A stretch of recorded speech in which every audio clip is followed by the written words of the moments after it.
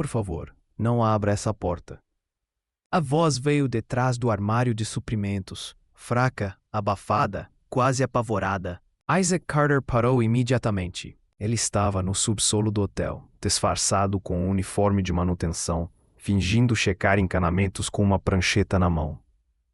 O corredor era escuro e silencioso até aquele momento. Ele olhou para o velho armário de ferro no canto.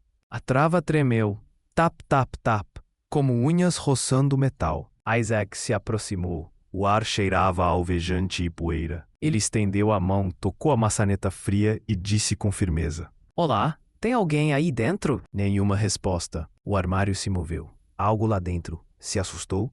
Isaac respirou fundo e puxou a porta. A cena que ele encontrou o deixou sem palavras. Uma mulher caiu nos seus braços. Magérrima, pálida, suando frio. Usava o uniforme de faxineira do hotel manchado e amarrotado. Seu corpo tremia. Ela sussurrou com a voz quebrada: "Por favor, não me demita." Isaac ficou paralisado. Ela agarrou o uniforme dele.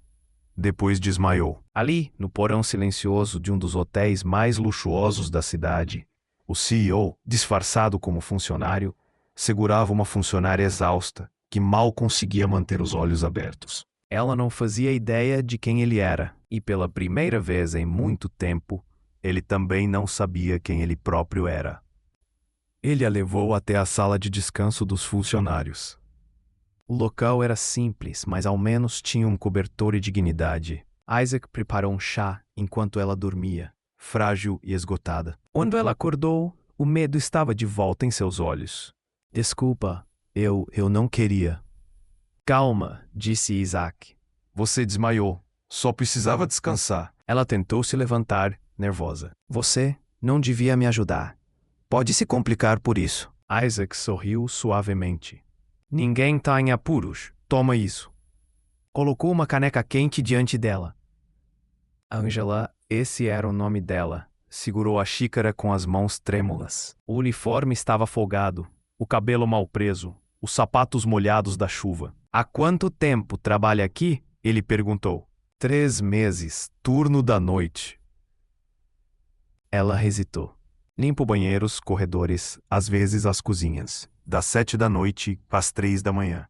Isaac a observava em silêncio. Algo em sua voz mostrava que ela já tinha enfrentado coisas muito piores do que aquilo. "Você mora longe?" "Eu me viro. Às vezes fico com uma amiga." "Às vezes," ela parou. Ele não precisava da continuação. Sabia exatamente o que aquilo significava. Ela estava sobrevivendo, não vivendo.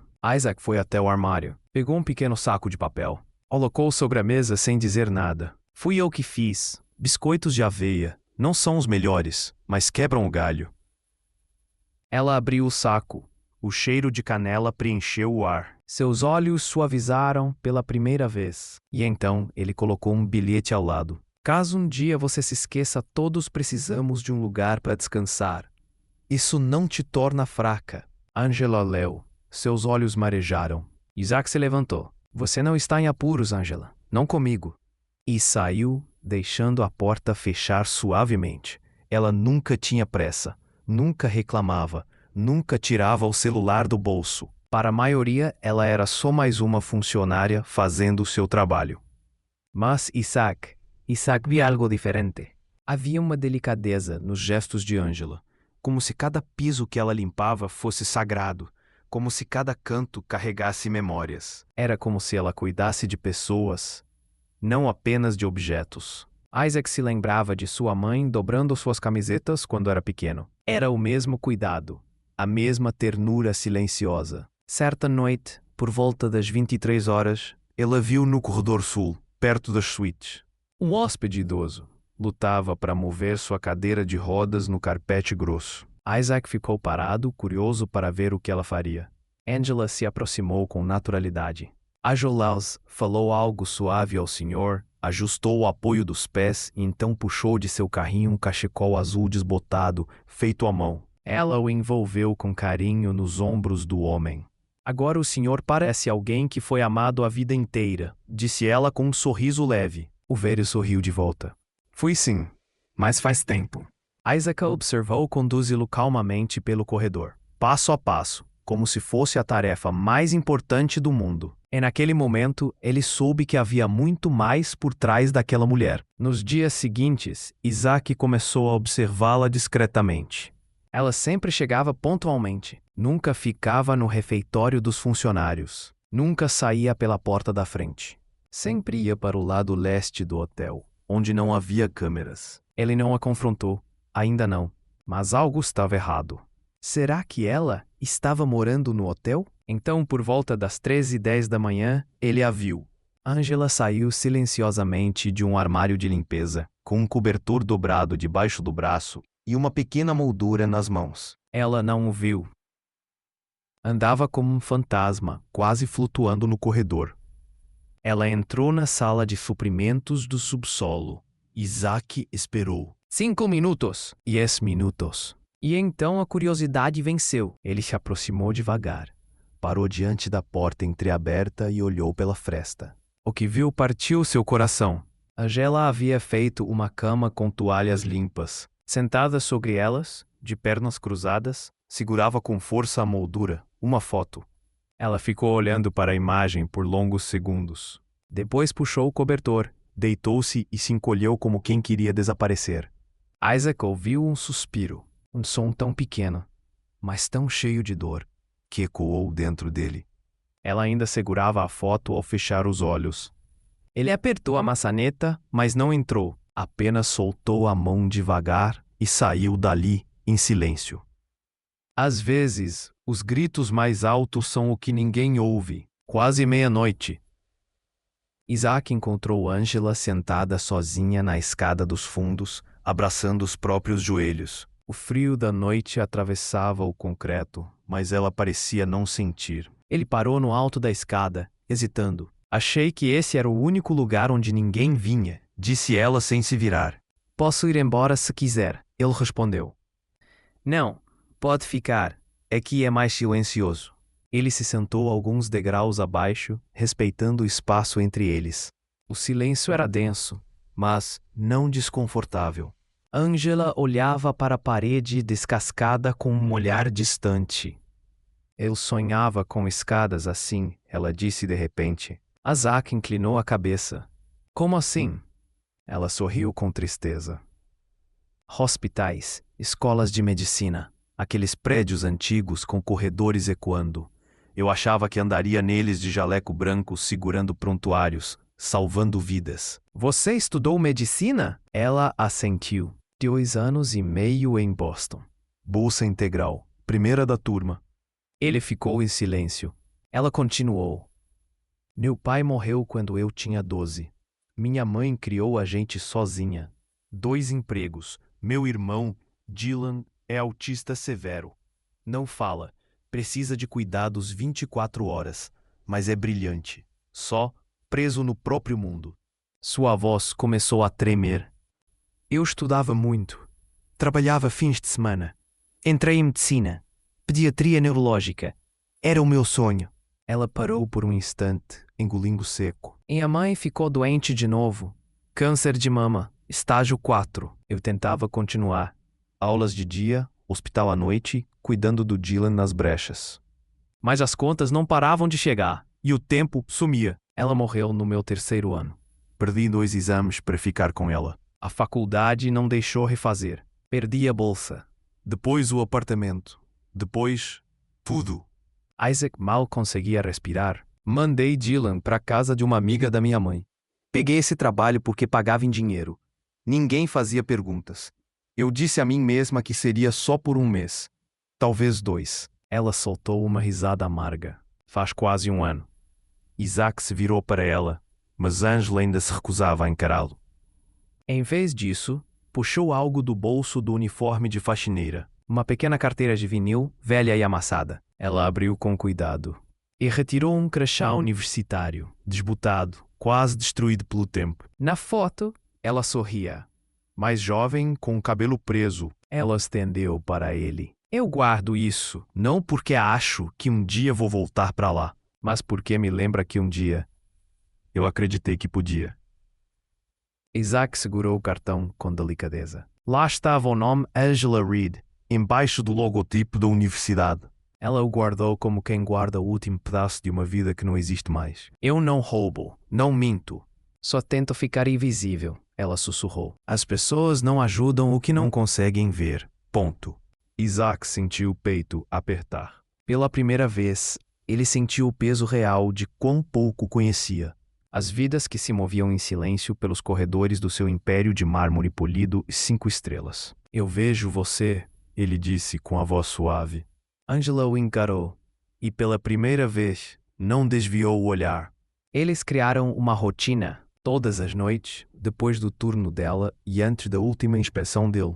Se encontravam na escada dos fundos, um canto esquecido do hotel, silencioso, discreto, quase invisível, como eles. Angela sempre trazia 2 sanduíches embrulhados em papel, um para ela, um para ele, entregue com um olhar tímido.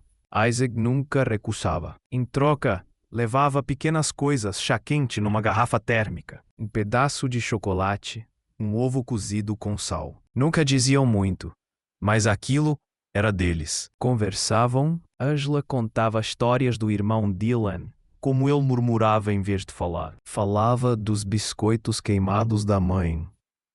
E, às vezes, parava no meio da frase, como se lembrasse que estava se abrindo demais. Isaac nunca forçava, só escutava, até que, uma noite, ela olhou para ele e disse: Você limpa janelas errado. O quê? Você faz círculos, tem que ser de cima para baixo, menos manchas. Ele riu. Você tá dizendo que limpo janelas errado há 30 anos? Desde o primeiro dia que pegou um pano, ela respondeu, sorrindo. Eles riram tanto que tiveram que sentar nos degraus. Momentos assim tornavam as noites menos pesadas, mas Isaac via mais. Notava a forma como ela mancava no fim do turno, como os sapatos estavam gastos, a sola se descolando. Então, sem dizer nada, ele fez algo. Comprou um par de sapatos novos. Resistentes, confortáveis, à prova d'água, meio número maior, do jeito que ela precisava. Escondeu-os no armário de limpeza, ao lado do esfregão que ela odiava. E dentro de um dos sapatos, colocou um bilhete. Alguém como você não deveria caminhar pela vida com dor. Você merece mais a cada passo. Na noite seguinte, ela chegou segurando os sapatos no peito. Olhos marejados. Voz quase inaudível. Foi você? Isaac apenas assentiu. Você trabalha duro. É o mínimo que alguém pode fazer. Ela se sentou devagar. Tocou a caixa dos sapatos com cuidado. E então, Angela exabou. Lágrimas escorreram, não de cansaço. Não de solidão, mas por algo ainda mais profundo. Alguém finalmente a tinha enxergado. Eu não choro, ela sussurrou, limpando o rosto.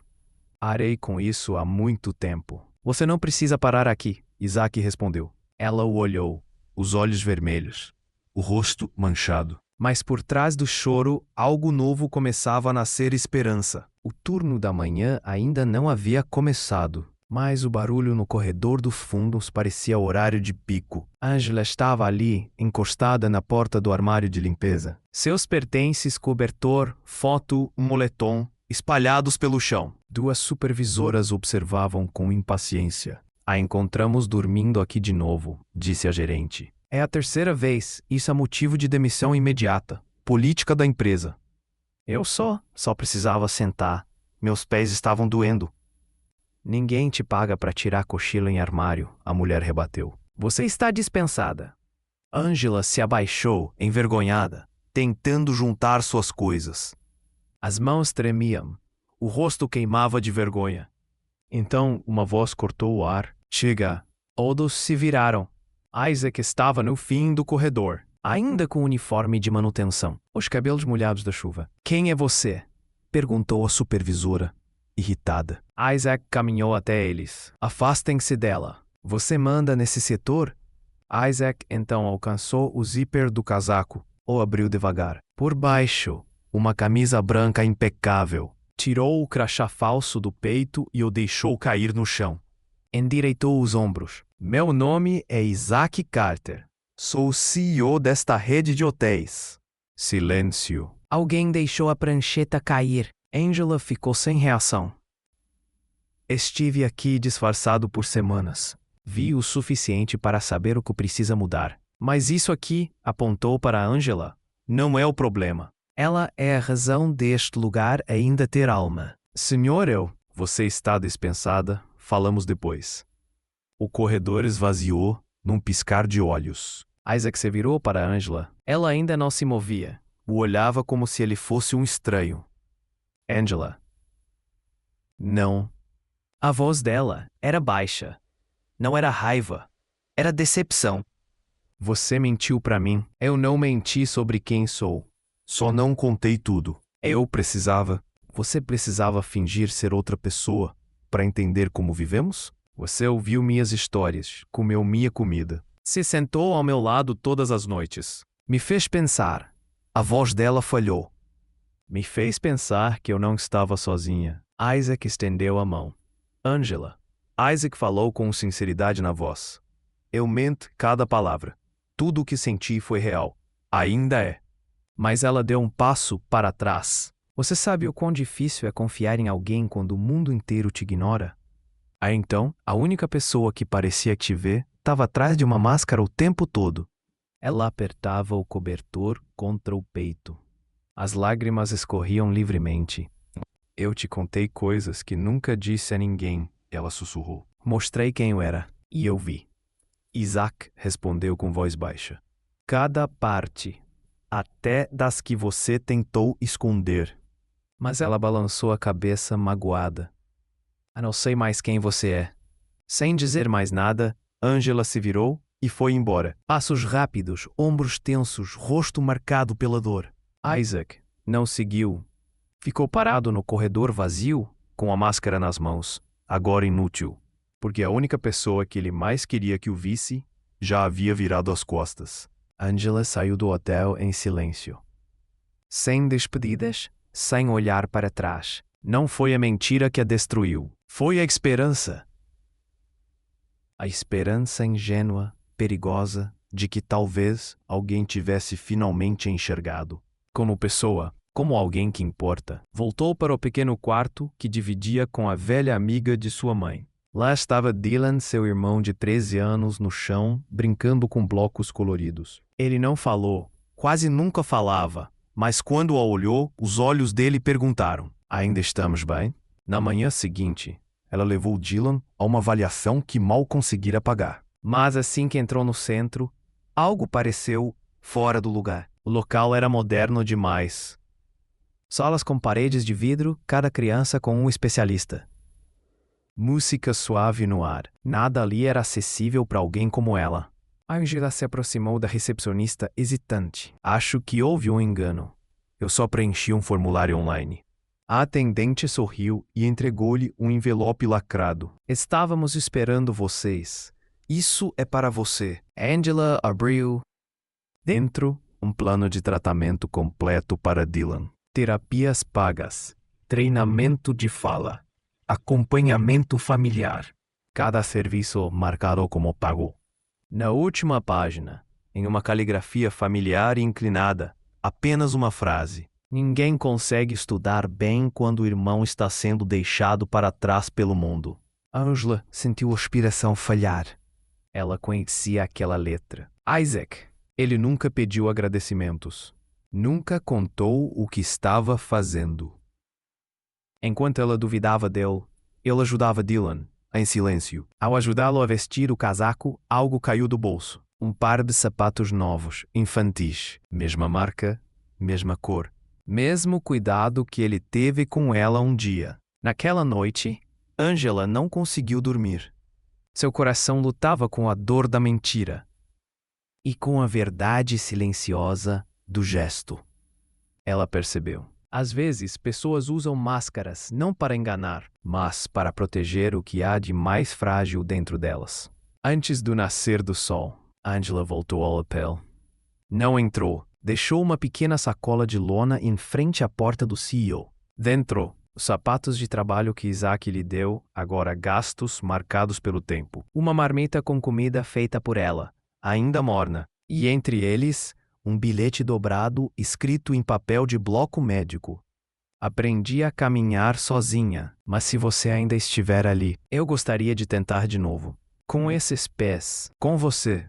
Isaac encontrou a sacola ao amanhecer. O hotel ainda dormia. Ele se ajoelhou. Abriu com cuidado. "Le bilhete?" Sorriu.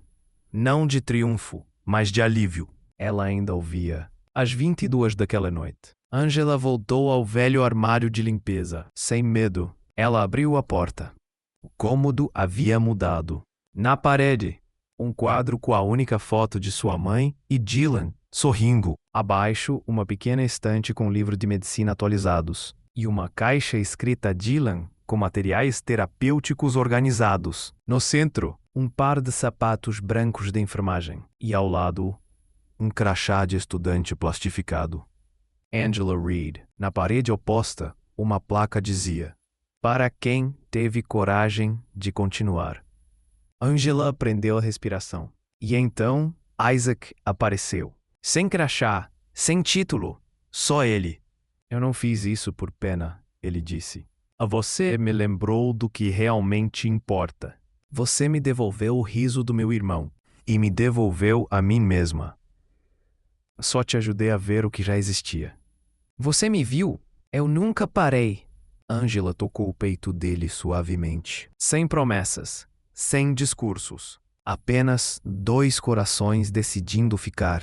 Semanas depois, Angela voltou à faculdade de medicina. A mensalidade, paga anonimamente.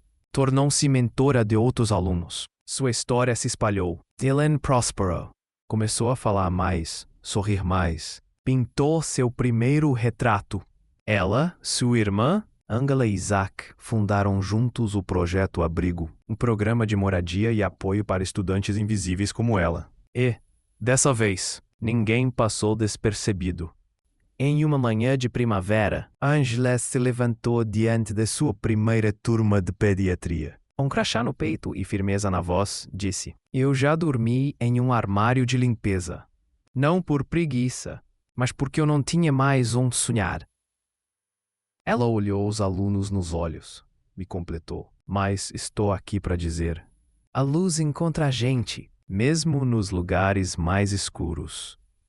E os sonhos, eles esperam, às vezes por muito tempo. Mas eles esperam, na parte de trás da sala, encostado na parede." Isaac sorriu.